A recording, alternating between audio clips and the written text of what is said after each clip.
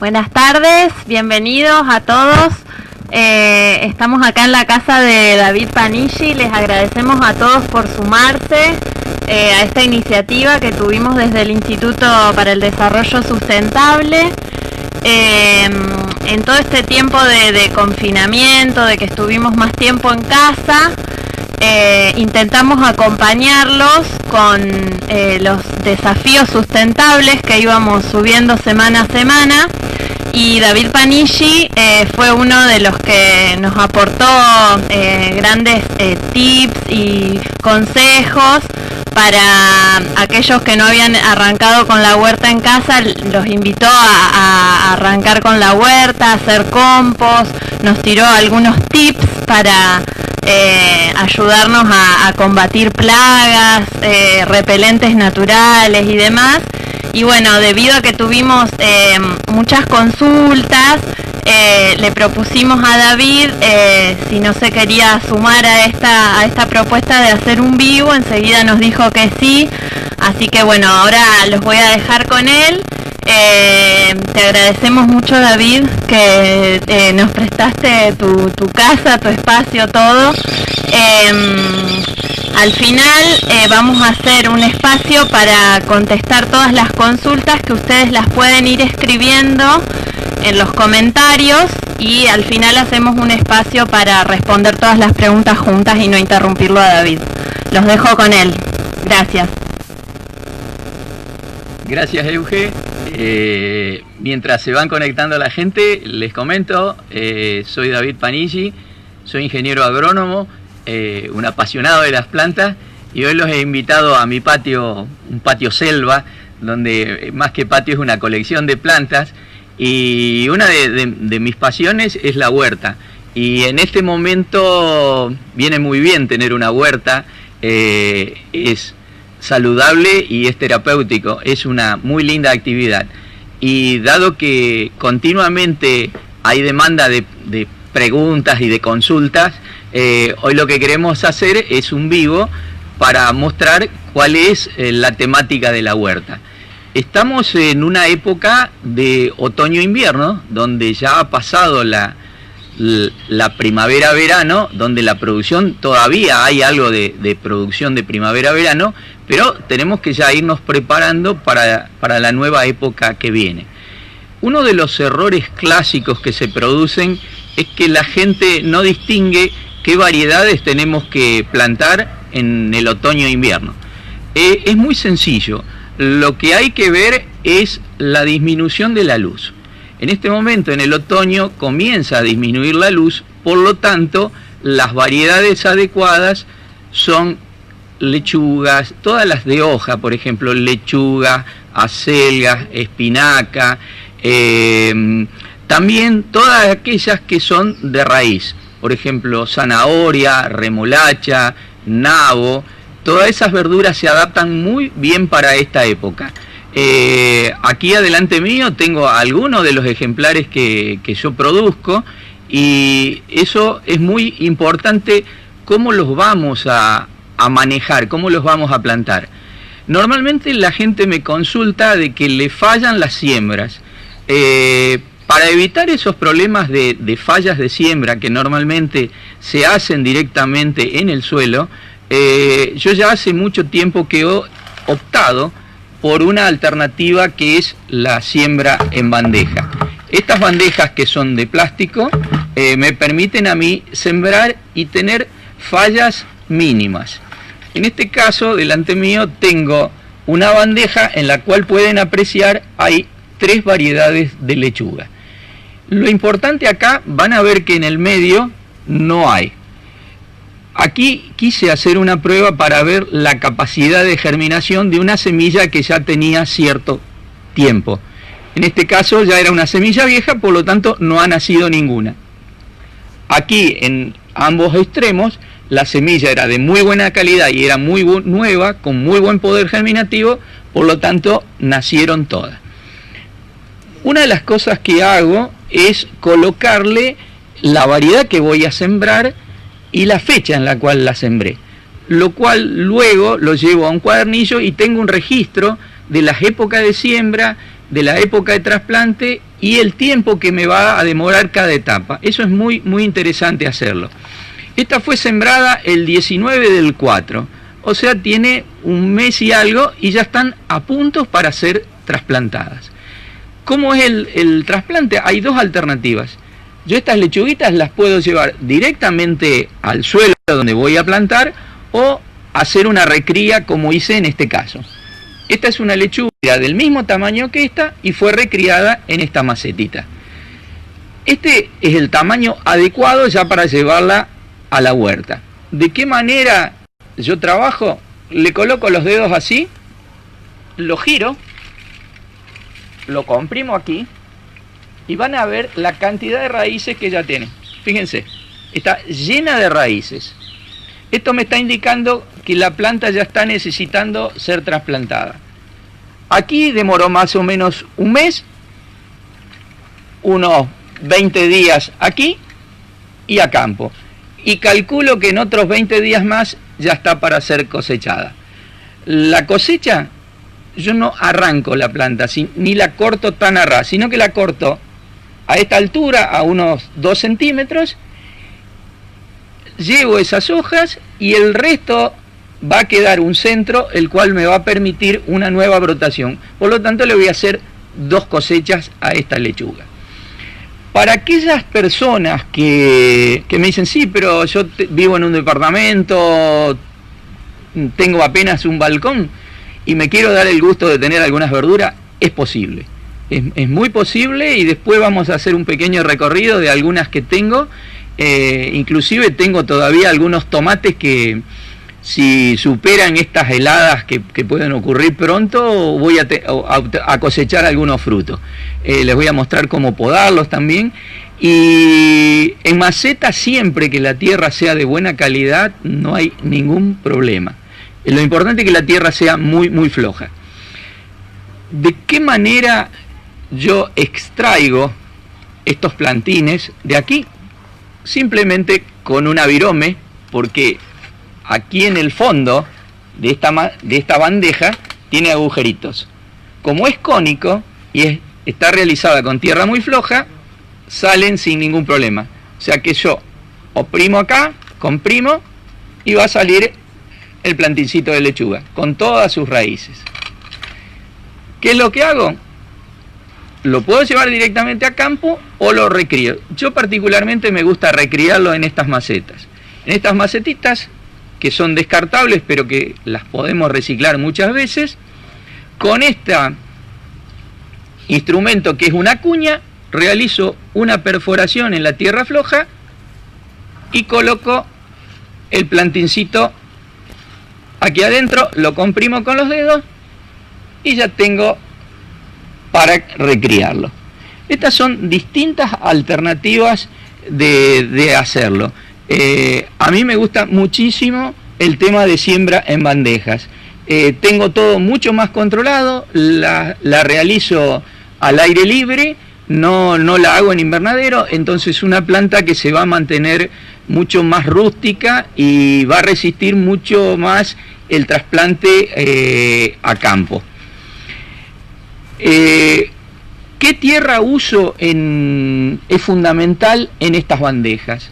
Uso una mezcla de resaca de río con perlita. La resaca de río es el material que el río arrastra, camalote, todo el material vegetal que flota en el agua, en algún lugar de los ríos se va acumulando, se descompone, hay gente que lo va a juntar, lo muele y se utiliza muy muy bien para este tipo de siembras. Otro material que también se puede usar es la turba, solo que la turba es un material un poco más costoso porque es originado en sectores de la República Argentina, en provincias mucho más frías. Por lo tanto, tiene un flete adicional y que le da un mayor costo. Pero los dos se comportan muy bien. A este material yo le agrego un 70% de turba o de resaca y un 30% de perlita. Con eso preparo la mezcla, lleno estas bandejas y realizo la siembra. Después no hay ningún problema. Se va comprimiendo un poquito la bandeja y se van depositando las semillas, y lo fundamental en estas bandejas es regarlas 2 veces por día. 2 veces por día es importante, porque he tenido casos donde me fallan los plantines, pero ¿cuánto lo regaba? Y cada tanto, no. Como es tierra muy esponjosa y muy floja, necesita ser regado 2 veces por día, a la mañana temprano y a la tardecita, y de esa manera no hay ningún problema. Lo importante es que sea una lluvia fina para que no levante la semilla, porque esto es muy flojo. Entonces con una lluvia muy finita se lo riega. Aquí adelante mío tengo ya para llevar a la huerta plantines de repollo, repollito de Bruselas. Nosotros estamos acostumbrados a verlo en la verdulería, pero es raro que lo que tengamos como plantín. Bueno, este año quise hacer una experiencia con repollito de Bruselas. Es una planta que se manifiesta en altura, y de las yemas de donde va a salir la hoja se van formando los botones florales, que luego se transforman en pequeños repollitos. Y una planta de repollito me va a dar bastante cantidad de ellos. Es una buena alternativa para comerlos hervidos, también para encurtidos, para preparar tipo picles. Esa es una de las ideas que queremos hacer este año. Y una de las cosas que nunca había incursionado este año, pero que me fue muy bien, son con ajos. Estas son plantitas de ajo. Lo que hice, fui a la verdulería, compré una cabeza de ajo, en lo posible si está brotada mejor, tiene menor costo. Los sumergí en aguas durante todo un día, luego los enjuagué y los coloqué en un tupper con servilletas de papel de cocina humedecidas, y lo cierro al tupper y lo guardo en la heladera en la parte del frente de la puerta. Lo dejo más o menos unos 15 días y va ahí a emitir raíces y brote. Una vez que emitió las raíces y el brote, los pongo en estas macetitas, y ya en este tamaño, fíjense lo que crecieron, en 20 y algún día crecieron de este tamaño. Yo ahora ya me están pidiendo que, vamos a ver la cantidad de raíces que tiene, están ya pidiendo, miren la cantidad, está lleno de raíces, me está pidiendo con urgencia que los llevemos a la tierra definitiva para que den los ajos. Lo mismo hice con cebolla. Allá tengo una bandeja con una muy buena semilla que nació toda. De la bandeja saco el plantín y directamente la llevo a la tierra, y no va a haber ningún problema. En mi caso particular, lo que trato de hacer es reciclar lo mayor posible. Por ejemplo, los baldes que utilizo para sembrar, que les dije antes, cuando uno quiere hacer una huerta en maceta, bueno, estos son unos baldes que es de una pintura de quesos. O sea, es una pintura orgánica, que no es una pintura química. Son baldes que se tiran. Yo lo único que hago es perforarlos aquí a los costados para que tengan drenaje, y después los lleno con tierra orgánica. En mi casa, después lo voy a mostrar, me propuse ya hace más de 1 año y medio, casi 2, que todos los residuos que se generen en la cocina no vayan a la recolección, a que lo recolecte la municipalidad, sino que tenga una compostera muy grande donde todos los días lo voy depositando ahí adentro, lo voy mezclando, y bueno, después la vamos a ir a ver, y se ha producido una materia orgánica bastante interesante. Y otra alternativa, este patio es enorme, hay, como verán, muchas palmeras, muchas plantas, lo cual genera un volumen bastante interesante de material vegetal.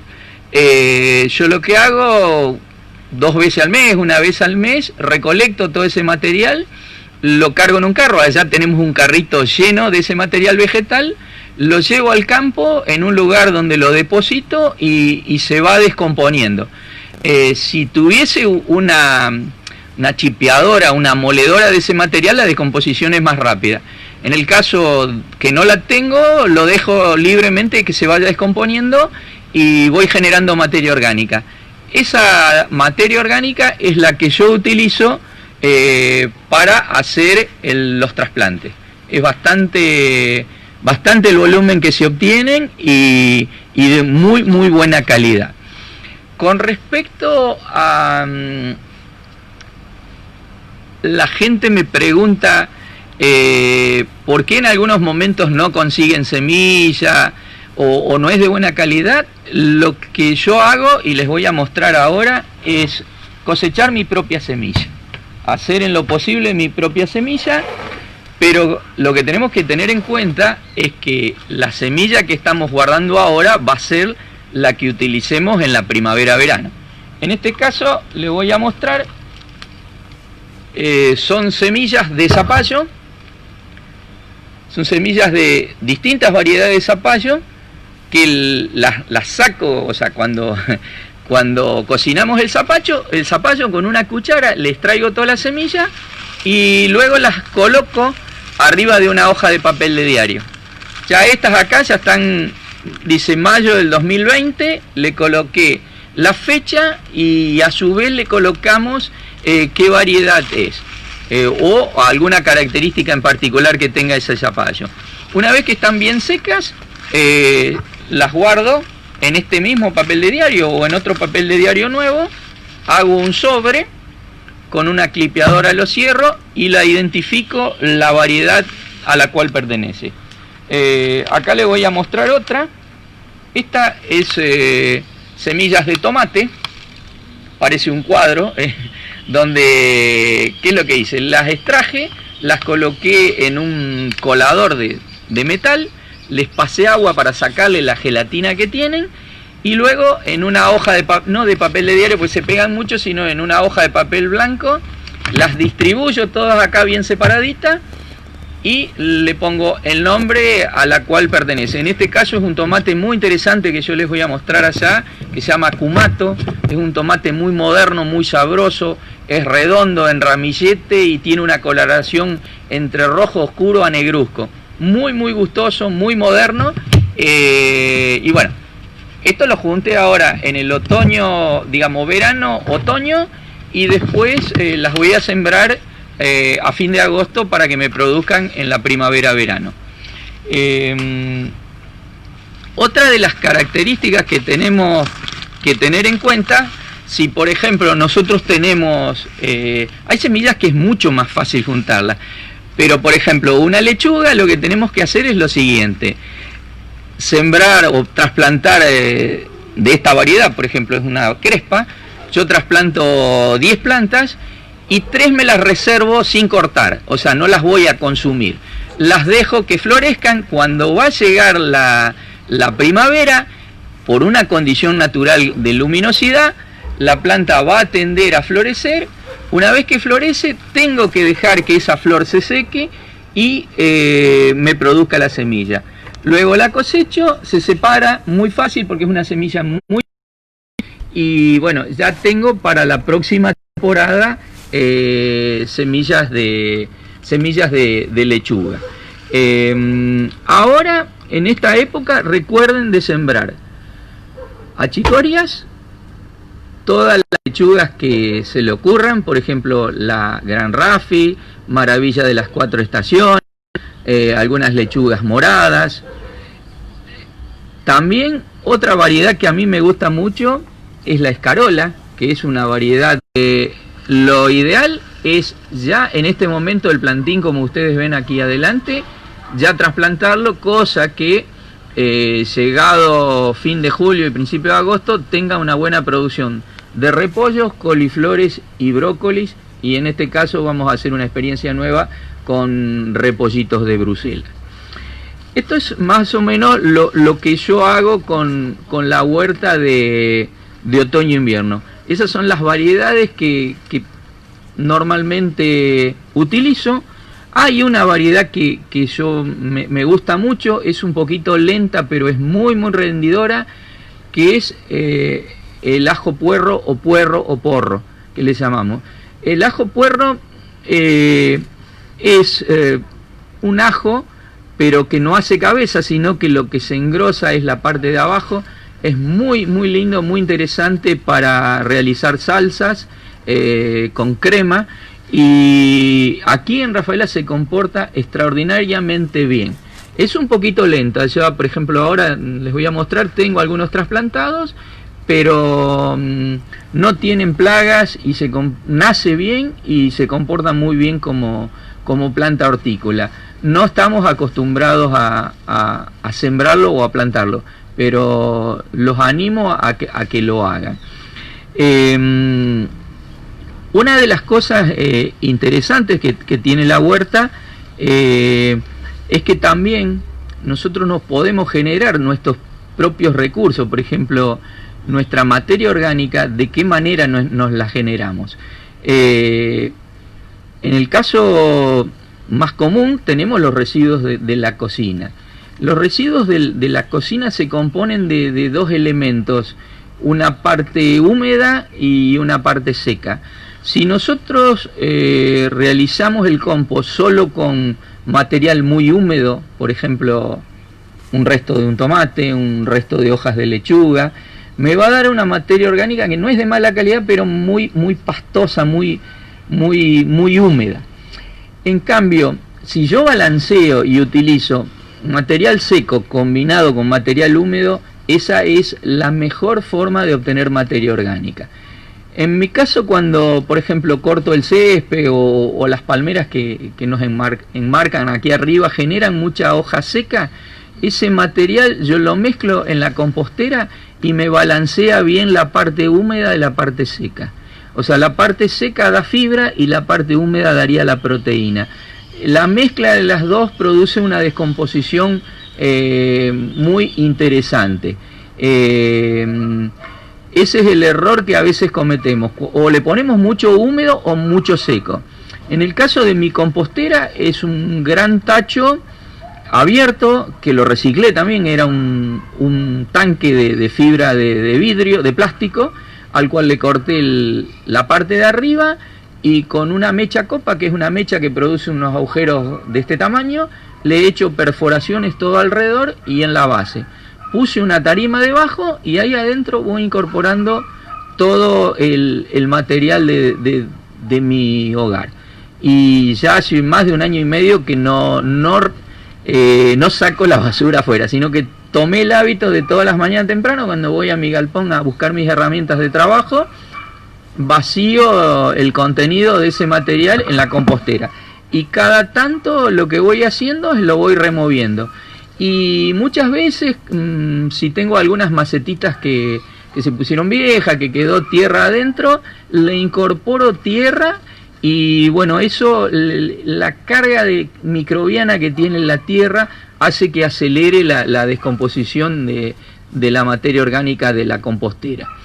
Y un dato interesante, yo hace un tiempo incursioné porque quería hacer un ensayo con la lombriz roja californiana, porque una vez que el compost se produjo, la lombriz le genera un plus de calidad a ese compost. Lo mejora sustancialmente, le genera una carga de microorganismos benéficos a ese compost que es invalorable.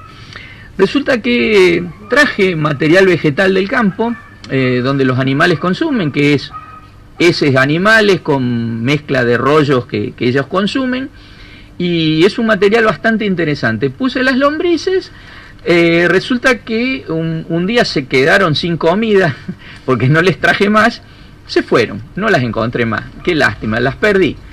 ¿Dónde fueron las chicas? Está llena la compostera. O sea, es muy interesante cómo perciben donde hay material en descomposición. Se fueron automáticamente a la compostera.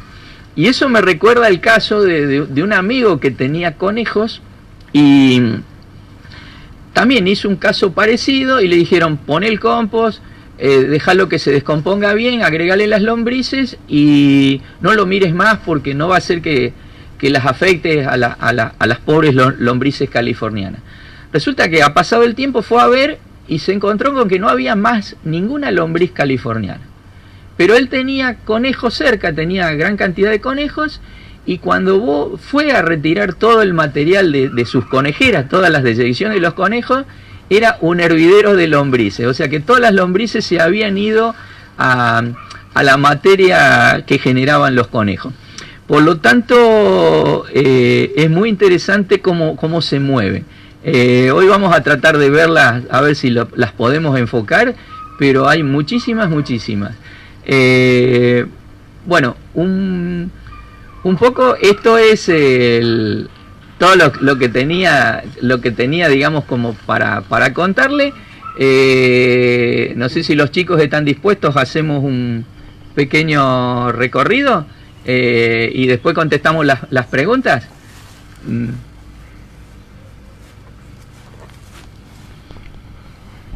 Vamos a hacer una pequeña caminata.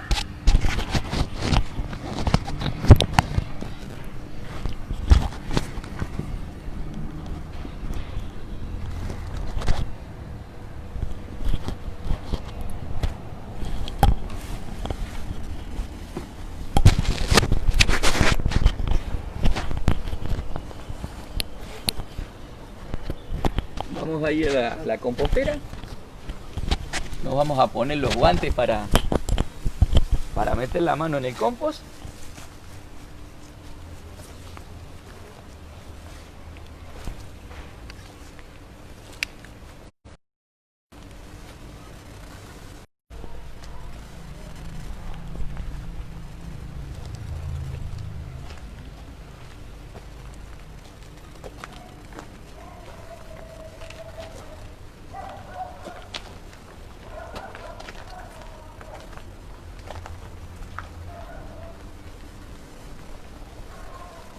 Hay papeles, cartones, todo esto acá arriba se está descomponiendo en esta primera parte.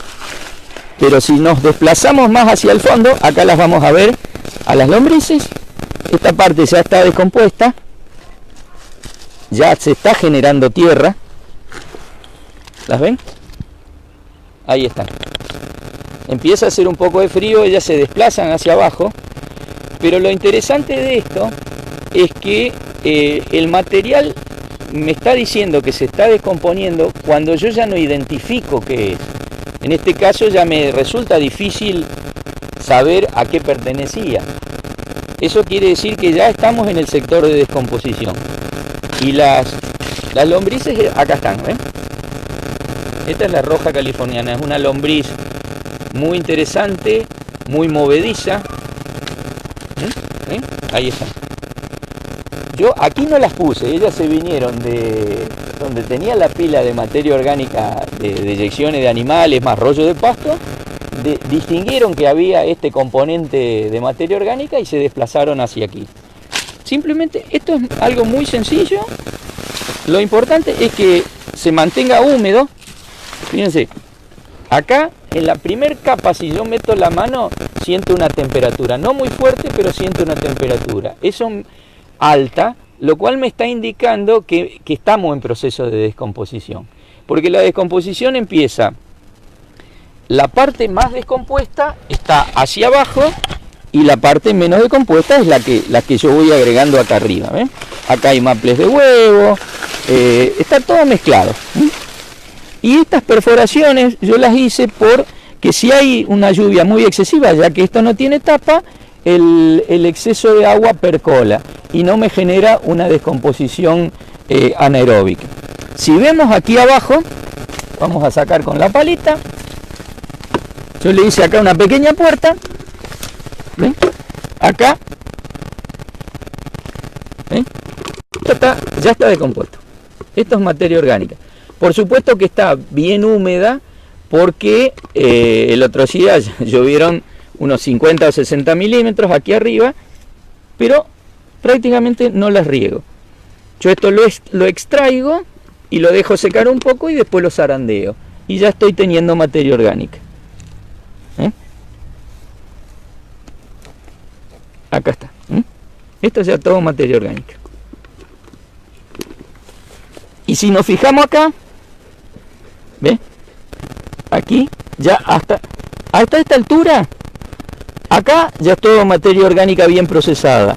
Acá ya que a esta altura acá ya está en proceso de descomposición, y de acá para arriba es la etapa de temperatura, y este pedacito acá es lo nuevo. Esto es una compostera muy sencilla. El tamaño lo puede uno ir manejando en base al lugar que tenga para depositarla y a la cantidad de materia orgánica que uno genere. Ahí ya se está todo.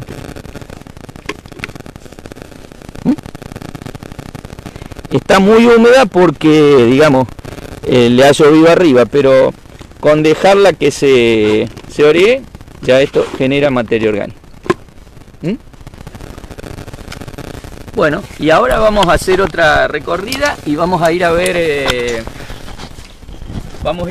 la parte de los plantines. Vamos a sacarnos los guantes porque tenemos los guantes húmedos, vamos a ensuciar si no los micrófonos.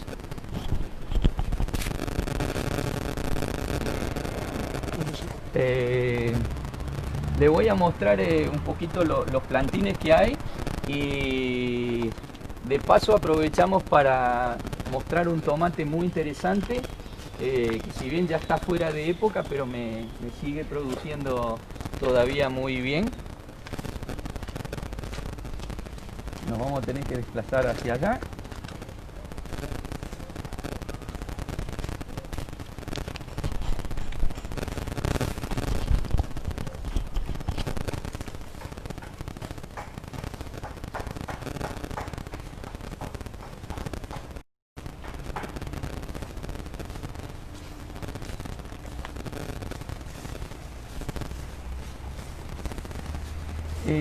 Acá le quiero mostrar una verdura de la cual la gente está hablando mucho en estos momentos, que es el kale o kale.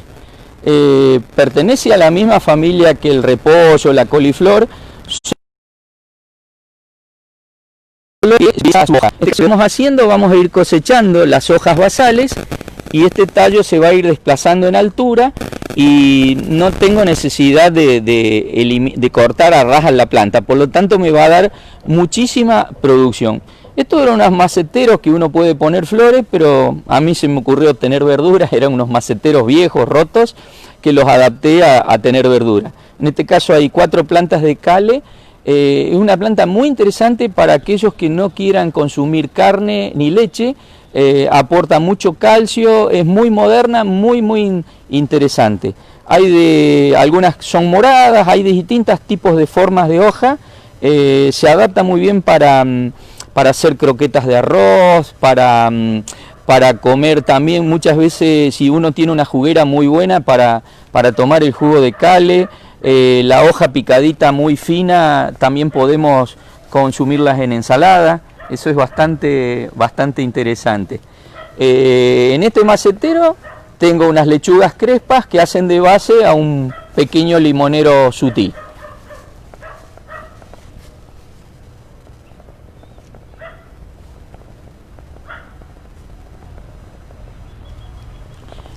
Y en este otro macetero, el que le decía antes, ajos puerros. Estos son ajos puerros. Un detalle interesante para que las plantas vengan bien, fíjense, es esto. Prácticamente a este suelo yo lo muevo con la mano. Por lo tanto, el moverlo así con la mano me va a permitir un muy buen desarrollo subterráneo de la parte de raíces y una muy buena producción. Este es un suelo con mucha materia orgánica. Si uno quiere tener vida en el suelo y buena producción, no tiene que faltarle la materia orgánica. Y esto es lo interesante. A mí me gusta, sin los guantes, tocar la tierra, sentir la tierra. Eso, aquí está el secreto, hay que sentirla la tierra. De esta manera les traigo un poquito los yuyos, los remuevo. Este material tiene un poquito de perlita, pero sobre todo tiene mucha tierra orgánica. En tierra orgánica no hay verdura que falle. Acá vamos a ver otras. Por ejemplo, he hecho una experiencia de hacer zanahorias. Estas son zanahorias. Estas zanahorias ya están para trasplantar.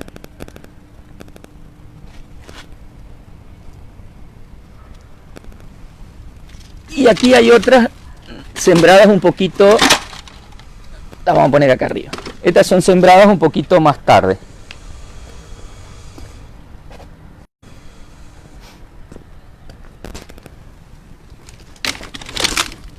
Esta es una bandeja con acelgas de colores, que ya está para ser trasplantada.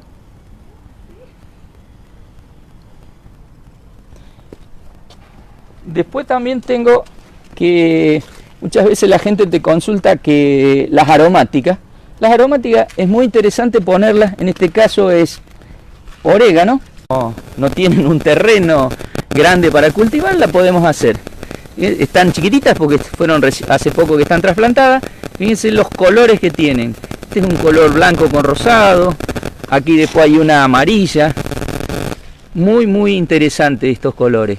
El color es muy importante en el consumo de verduras, ya que aportan unos pigmentos que ayudan mucho, son muy beneficiosos para la salud, ya que actúan como antioxidantes. Y esta es otra planta aromática que se llama salvia. La salvia es muy interesante, no cultivarla, sobre todo como tenemos suelos muy pesados, cultivarlas así en macetas, en tierras bien flojas, y a medida que las vamos necesitando le vamos sacando porciones de hoja. Y acá por último vamos a finalizar la recorrida. Tenemos una planta de tomate cumato, que si bien estamos fuera de temporada, pues ya está terminando la temporada de tomates, si yo la protejo me va a dar algunos tomates. Fíjense, este es el ramilletito, y acá ya tiene algunos tomatitos muy chiquititos cuajaditos. Es probable que coseche algunos. Lo importante que la gente te pregunta es, ¿cómo podo el tomate? Porque si yo lo dejo crecer libremente, se me va a generar un volumen importante de hojas y después me va a resultar dificultoso la producción. Yo lo que tengo que hacer es lo siguiente. Si ustedes se fijan, el ramillete de floración se produce entre nudo y nudo. Nudo es donde sale un brote o donde sale la hoja. En este espacio que hay entre hoja y hoja sale el ramillete de floración. Pero en la V que se produce del tallo más la hoja, sale un brote. Este brote tengo que ir eliminándolo, porque si no se me produce un gran volumen de hoja. Esto es lo que tengo que ir haciendo. Los voy eliminando o con una tijerita o con la mano.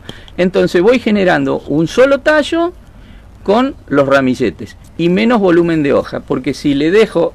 Ahora en invierno, en otoño e invierno crece más lento, pero en verano esto sería un matorral de hojas y tengo que tener un balance entre hojas y flores. Eso es muy importante.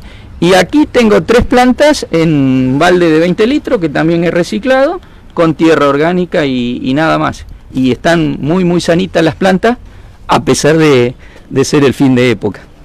Vamos a pegar la vuelta. Le quería mostrar, esta es la última. Estas son cebollas. Esta es una bandeja con cebollas que ya están listas para ser trasplantadas.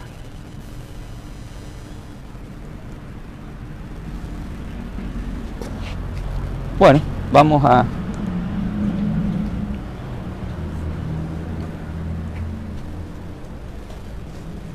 Nos sentamos acá y que vamos a responder preguntas de la gente.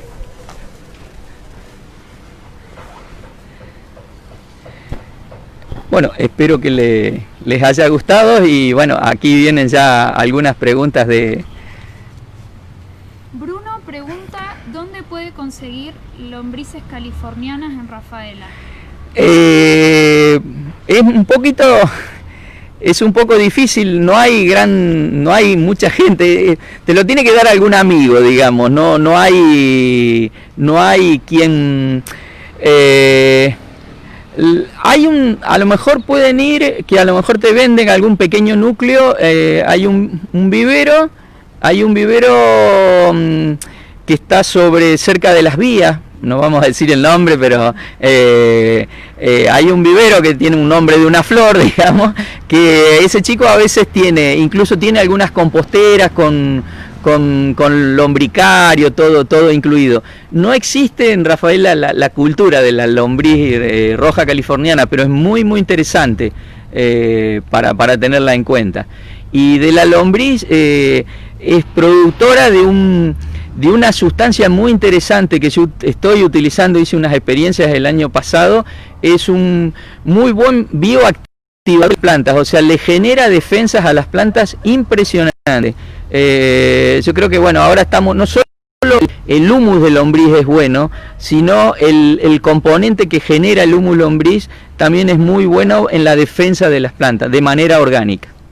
Mónica nos consulta si la resaca de pino sirve.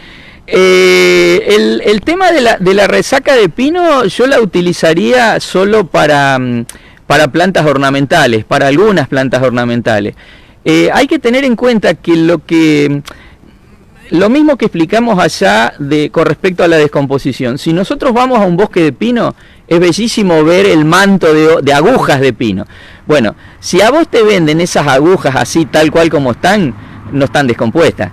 O sea, la materia orgánica de pino es válida cuando yo ya no identifico qué es. O sea, cuando yo la hoja directamente no la identifico como hoja, o sea, ya está totalmente descompuesta.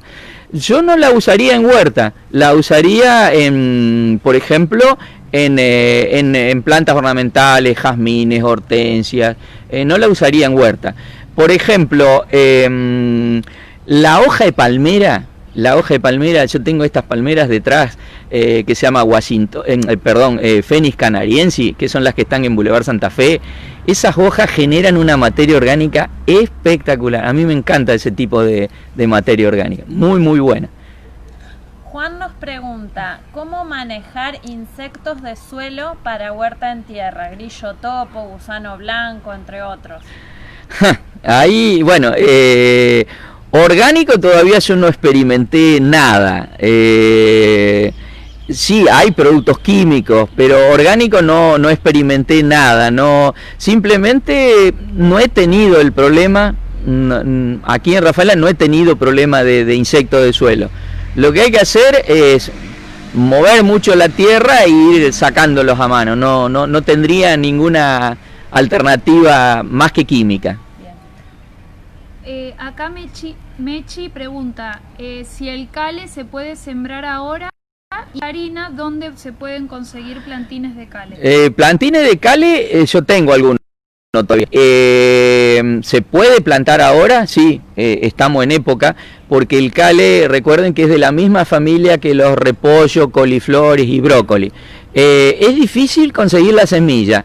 A mí me costó conseguir la semilla. Tengo un amigo que me dio algunas, bueno, las sembré y nace bárbaro. Acá se comportan muy bien, es una verdura. En la huerta que manejamos en San Cristóbal, hace un año y algo que la planta está, cada vez viene más alta y le vamos sacando hojas del borde y es interesante tenerlo en cuenta.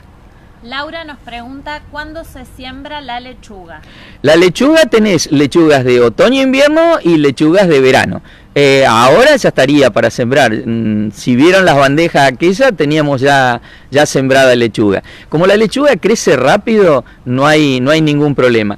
Salvo que si vos vas allá a sembrar muy sobre agosto, recuerden que cuando empieza a aumentar la luminosidad, las plantas tienden a florecer. Entonces la gente te dice, che, pero al final me floreció y no la pude cosechar la lechuga. No, hay que sembrarlas temprano, y cuando llega agosto habría que esperar un mes y algo y volver a sembrar, sobre todo las de verano. O por ejemplo una que se llama Maravilla de las 4 estaciones, que se comporta muy bien en todas las estaciones, salvo el error común es que sembramos muy tarde y se nos viene la primavera encima y florecen. Si no hay problema. Nace rápido, aquellas tenían un mes y ya están para trasplantar y crecen rápido también. Acá nos preguntan si tenés algún consejo para combatir las hormigas. Para las hormigas, sí. Yo lamentablemente, bueno, lo que uso es cebos granulados a base de cáscara de naranja. ¿Qué es lo que hacen? La cáscara de naranja es un atractivo si uno hagan una cosa, expriman una naranja y déjenla en el patio y te vas a dar cuenta de dónde vienen las hormigas. Vienen y literalmente le consumen todo el resto que haya quedado de naranja, de jugo y de pequeños gránulos de naranja, se lo consumen.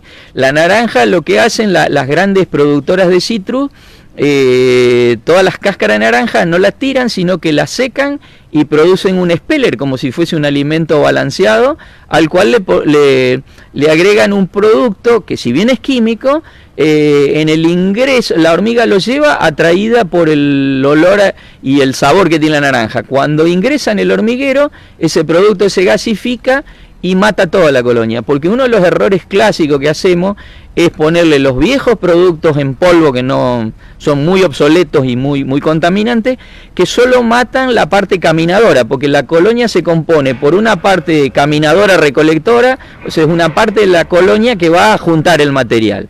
Ese material lo ingresan en unas celdas dentro del hormiguero, y eso es el material para cultivar el hongo. Si alguna vez abrieron un hormiguero, se van a encontrar con un material blanco. Ese es el hongo que las hormigas consumen. Lo que sucede, si yo mato solo las que me tocando un producto en polvo, la hormiga reina automáticamente empieza a colocar más huevos, y uno dice, eliminé la colonia. Mentira, esa colonia se está recuperando y al poco tiempo vuelve a aparecer. Para mí es la solución más efectiva y práctica, porque es muy poquito lo que le pongo en los caminos, lo llevan enseguida y lo erradica bastante interesante. Después habría que ir probando todas las alternativas con arroz y bueno, será otro capítulo, digamos. Estamos en camino hacia una horticultura lo más orgánica posible.